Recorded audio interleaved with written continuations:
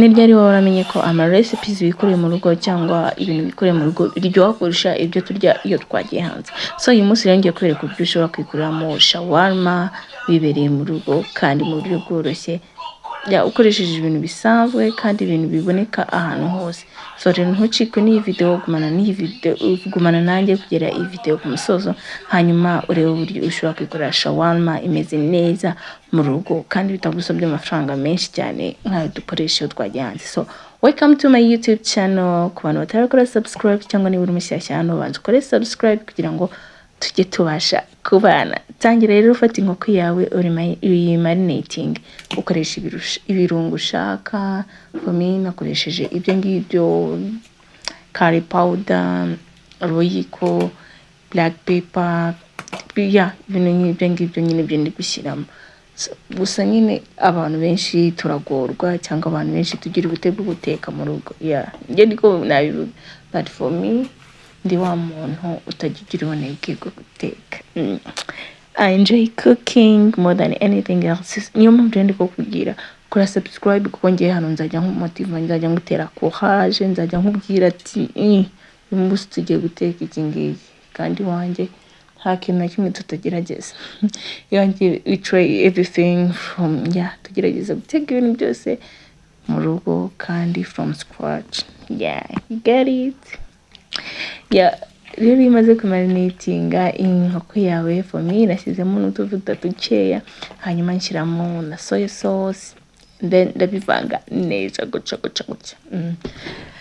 Nameretse gukora video kuri TikTok, ariko abantu kuri TikTok kuki bari rude, and then nyine nakoze abantu bari content nyine ugerageza koresha nyine kuba abantu baba engaged nyine bakagerageza, but kuri TikTok waye mutukana barantutse.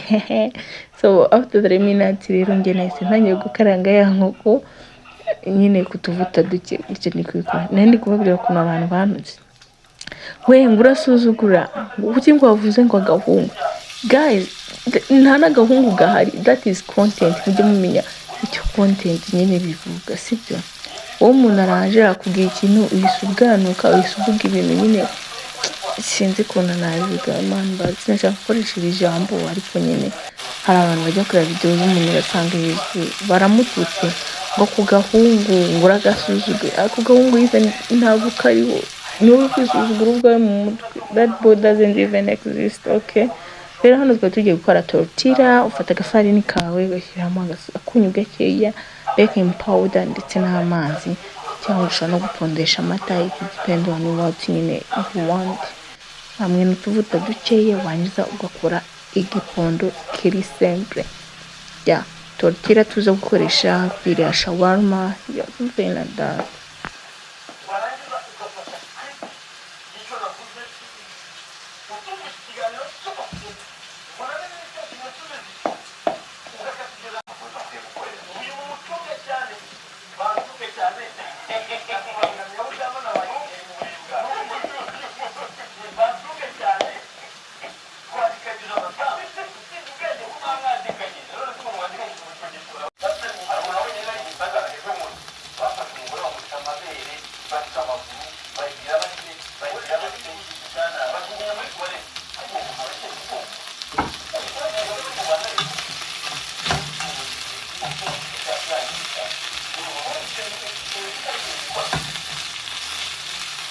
Ikibondo cyawe rero mu gihe ubona cyamaze kunoga, uragitereka nk'iminota like 10-20, nk'iminota 20, and then ukaza kugaruka ugisukuma. Hano rero ngiye kugisukuma kugira ngo dukoremo tortilla nk'uko nabibabwiye. Uraponda igipondo kugeza ubwo kiraba kitakigufata, kitaba kitugufata, ukagitereka for like 20 minutes and 15 minutes, hanyuma ukagaruka ukoramo cya kintu kimeze nk'igicapati, and then excuse me, ntabwo ngenda umushefu, nzajya nkoresha nyine amaterme abantu bose babasha kumva, okay? Ndagenda nakozemo utubire tubiri, numvaga ndi gukora ebyiri, but ariko byarangiye nko zimwe because I live alone, ntabwo nari gukora byinshi kuko n'undi muntu wari kubirya. So ushyiraho agafarini hejuru, wanyuze ugasukuma nka kuriya wakora chapati. So mujye muri comment mumbwire ese aho mubona content. Abantu mundeba ntimurikinge, ntimurisharinge, why? why you don't want me to grow? Niba atari ishyari ufite, niba nta shyari, niba nta mutima mubi, please kora subscribe, hanyuma sharing video abandi bantu bawe baze bayirebe, kandi babwire yuko mbakunda. Abantu bose bankunda nanjye ndabakunda, n'abantu bashyigikira mwese ndabakunda. Sibyo, uhita ufata rero cya capati cyawe ugashyira ku panu utubuto dukeya, hanyuma ugashyiraho kariro gakeya, ukagenda uhindura, murabibona komusa gutya nyine.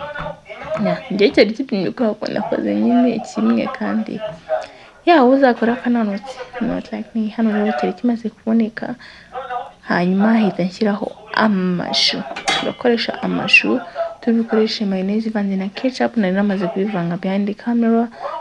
Hanyuma nahise nshyiraho amashu yanjye akase neza, hanyuma ufite na karoti wazishyiramo, but for me today nta karoti nari mfite, n'ibindi byose wifuza. Hari n'abanyamuna bashyiramo na chips n'ibiki, something like that. Nahise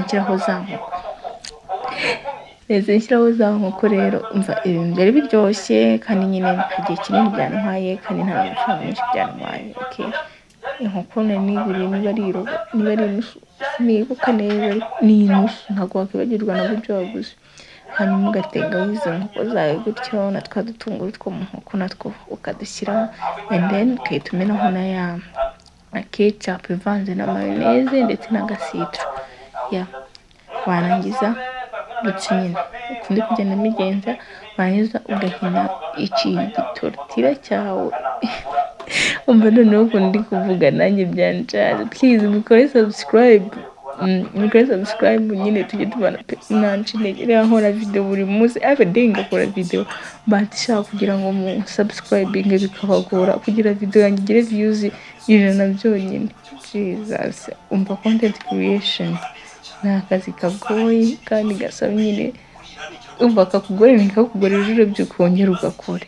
Niko nyine bigenda, ugahinamo neza nyine gutya ugashyira ku ipanu, ugategereza ko nyine ibanza ikongera igafata uruhande rumwe, ugahita uhindura ugashyiraho n'urundi ruhande. Ndabona ko ari ibintu biri simple, murabona ko ari ibintu nawe wakikora mu rugo. For me ntabwo nigeze nteka chipsi ku ruhande, kuko n'ingisi nari kwimara for sure. Ntayo nari kumara, nariyeho igice, ikindi gice ndakibika because nishimiye kwimara. This is the shawarma, nuko yari imeze, kandi nyine murabona ko ari imeze neza. Nawe uzayigerageze, nawe guteka nyine bisaba kuba wowe ugenda ushyiramo ibintu byiyumvamo, ibyo ushaka gushyiramo kimwe, ngo nawe uzayikore nka gutya cyangwa igiti. Nawe ushaka gushyiramo ibyo ushaka, ushobora gushyiramo shandache, ushobora gushyiramo n'ibindi byose wifuza. For me nuko njye nayikoze kandi biraryoshye. I can't wait to try to have it another day. So thank you for watching. Abantu barebye video, kandi niba ugeze hano video wakoze kubana nanjye, jya muri comment ushyiramo agatima k'umuhondo, hanyuma wandikemo ijambo ndagukunda, nanjye ndagukunda. Iki ni cyo gisubizo.